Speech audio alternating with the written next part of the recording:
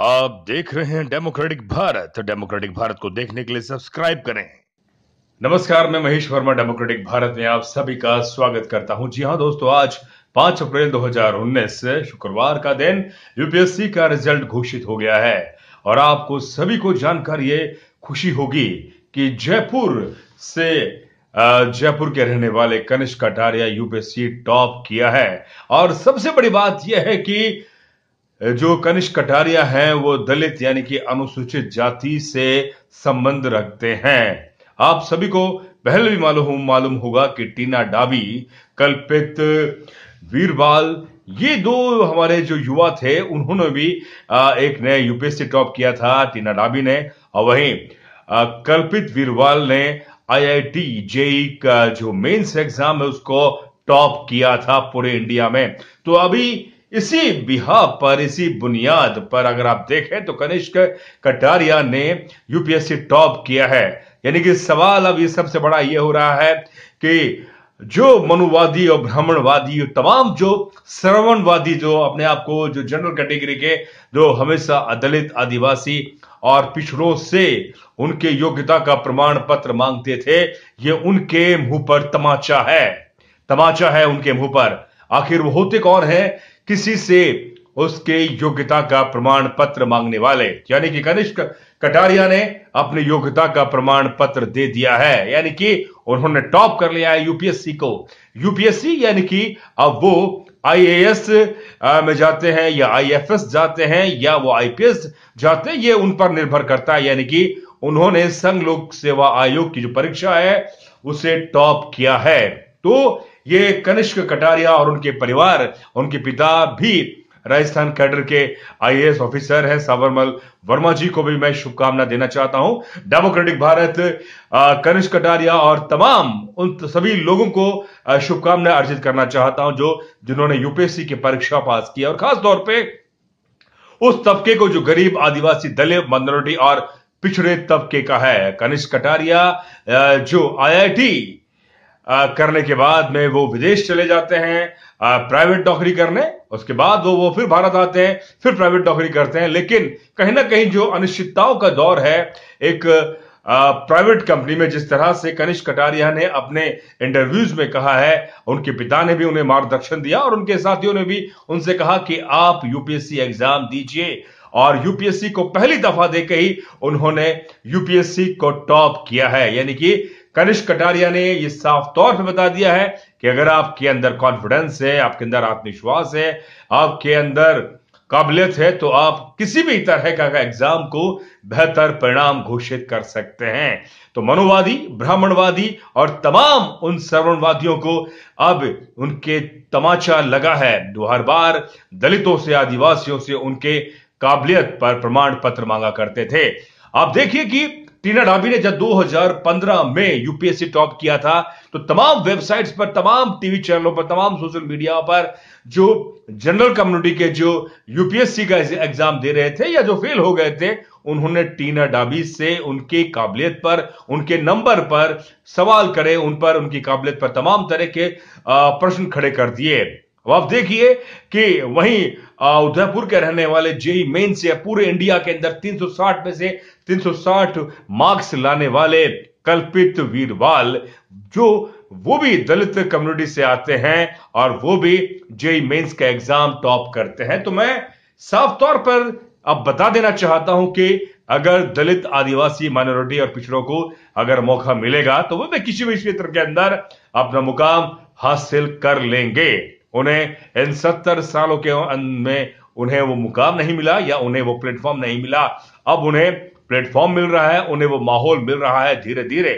लेकिन हां, ये बड़ी बात है कि कनिष्क एक ऐसे परिवार से आते हैं जिनके पिता आईएएस है, तो उन्हें स्वाभाविक तौर पर एक शहरी माहौल मिला है, एक ऐसा माहौल मिला है जिससे कि उनके अंदर बचपन से कॉन्फिडेंस था। और हां, वो आईआईटीएन अपने आप के अंदर उनका जो दिमाग है, वैज्ञानिक दृष्टिकोण और किसी भी विषय को समझने की जो तार्किकता होती है, वो विज्ञान के विषय के पढ़े हुए छात्र के अंदर बनिस्बत थोड़ी ज्यादा होती है। अब देखिए कि यूपीएससी जो कनिष्क कटारिया ने जो टॉप किया है, उन्होंने अपने यूपीएससी के अंदर मैथमेटिक्स ली है। यानी कि बहुत कम ऐसे छात्र होते हैं जो यूपीएससी के अंदर अपना इंजीनियरिंग का या अपने साइंस बैकग्राउंड का कोई सब्जेक्ट लेते हैं, वो अक्सर आर्ट साइड के सब्जेक्ट्स लेते हैं। लेकिन कनिष्क का जो उन्हें मालूम था कि मैं अगर मैथमेटिक्स से एग्जाम दूंगा तो मैं बेहतर कर सकता हूं, तो ये कनिष्क ने कर दिखाया। तो ये बहुत बड़ी उपलब्धि है कनिष्क कटारिया की और साथ ही इस देश की, जिन्होंने इस तरह के बेहतरीन युवा को इस देश का बासिंदा है। मैं कनिष्क कटारिया के बारे में अब देखिए, मैं तमाम वेबसाइट्स पर कनिष्क कटारिया के बारे में देख रहा हूं, जहां अब देखिए तमाम वेबसाइट्स कह रही है कि यूपीएससी 2018 में पहली कोशिश, यानी कि पहले ही कोशिश में कनिष्क कटारिया ने 2018 के अंदर यूपीएससी टॉप किया है। और ये इस परीक्षा में कनिष्क कटारिया ने जहां सफलता अर्जित की है, और ये आईएएस आईपीएस और कई केंद्रीय सेवाओं के लिए चुने जा सकते हैं। यानी कि ये अब उन पर निर्भर करता है। आईआईटी बॉम्बे से उन्हें ग्रेजुएशन किया। राजस्थान के जयपुर के रहने वाले, जैसे कि मैंने आपको बताया, और ये पहले ही प्रयास में सफल हुए हैं। यूपीएससी की मुख्य परीक्षा में इस बार जहां 10,468 परीक्षार्थी शामिल हुए थे, वहीं जिसमें 759 ने अंतिम सफलता हासिल की और सफल परीक्षार्थियों में 182 लड़कियां हैं। यानी कि टॉप 25 में से 15 लड़के और 10 लड़कियां शामिल हैं। तो ये कनिष्क कटारिया की बहुत बड़ी उपलब्धि है। और खासतौर पे मैं फिर कहूंगा कि दलित होकर अगर इस देश की संघ लोक सेवा आयोग की परीक्षा को टॉप करता है तो इस देश में सबसे बड़ी उपलब्धि है, क्योंकि उन्हें उस तरह का सामाजिक, मानसिक और एक जो सांस्कृतिक माहौल मिलना चाहिए था वो नहीं मिलता। उनसे हर बार उनकी जाति के नाम पर, उनकी योग्यता पर सवाल खड़े हो जाते हैं। तो कनिष्क कटारिया ने ये अब साबित कर दिया है कि उन्हें अगर मौका मिलेगा तो वह किसी भी परीक्षा में सफल होकर दिखाएंगे।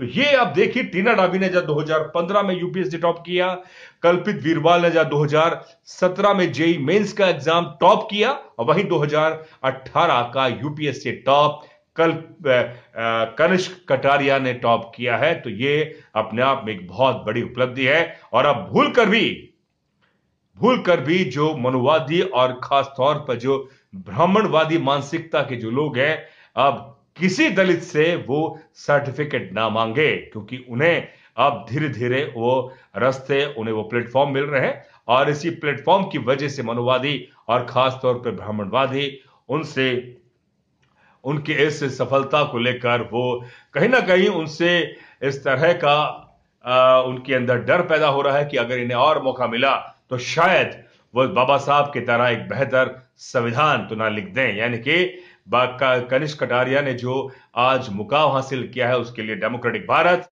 तो बिल्कुल डेमोक्रेटिक भारत कनिष्क कटारिया को पुनः एक बार फिर शुभकामनाएं अर्जित करना चाहता है कि आप अपनी इस सफलता के लिए आप इसी तरह से लगातार अपनी सेवाओं में और बेहतर मुकाम हासिल करें, जिससे कि आने वाला समय एक बार फिर आपके इस नाम को और इस उपलब्धि के लिए तमाम तरह के कसीदे कसे। और हां, एक बार मैं फिर कहना चाहूंगा कि गोदी मीडिया और जो मनुवादी मीडिया है, अब कभी मुझे लगता है कि ऐसे दलित युवक जो इसने टॉप किया है उसके ऊपर कसीदे नहीं कसेगा, उसकी योग्यता पर वो कसीदे नहीं कसेगा। जिस तरह से अगर किसी और कम्युनिटी का अगर युवा टॉप कर देता आईएएस यूपीएससी, तो मुझे लगता है कि उस पर एक बड़े बड़े कसीदे कसे जाते कि हाँ, उसने यूपीएससी को टॉप कर दिया है। यानी कि दलित अगर यूपीएससी टॉप कर रहा है तो सिर्फ उनसे सवाल होगा कि हाँ, आपने टॉप किया है, आपने तैयारी किस करी, लेकिन उसकी पृष्ठभूमि, उसकी सामाजिक पृष्ठभूमि को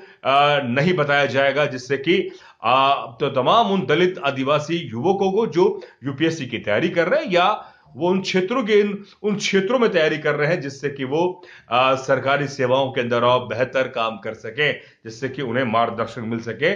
और गोदी मीडिया कभी भी उनकी उपलब्धियों पर बड़ी बातें नहीं करेगा या उनको प्रोत्साहन नहीं देगा। इसीलिए डेमोक्रेटिक भारत पुनः कनिष्क कटारिया के परिवार को शुभकामनाएं अर्जित करना चाहता है कि आपने जो सफलता अर्जित की है उसके लिए पुनः एक बार फिर शुभकामनाएं। हाँ, मैं साथियों आपसे पुनः कहना चाहूंगा कि आप डेमोक्रेटिक भारत को देखें, इसे सब्सक्राइब करें, लाइक करें, शेयर करें और हाँ, घंटी का बटन जरूर दबाएं, जिससे कि आपको डेमोक्रेटिक भारत पर तमाम खबरें आपको समय समय पर मिलती रहें। दीजिए महेश वर्मा को इजाजत। शुक्रिया। डेमोक्रेटिक भारत को देखने के लिए सब्सक्राइब करें और घंटी का बटन जरूर दबाएं।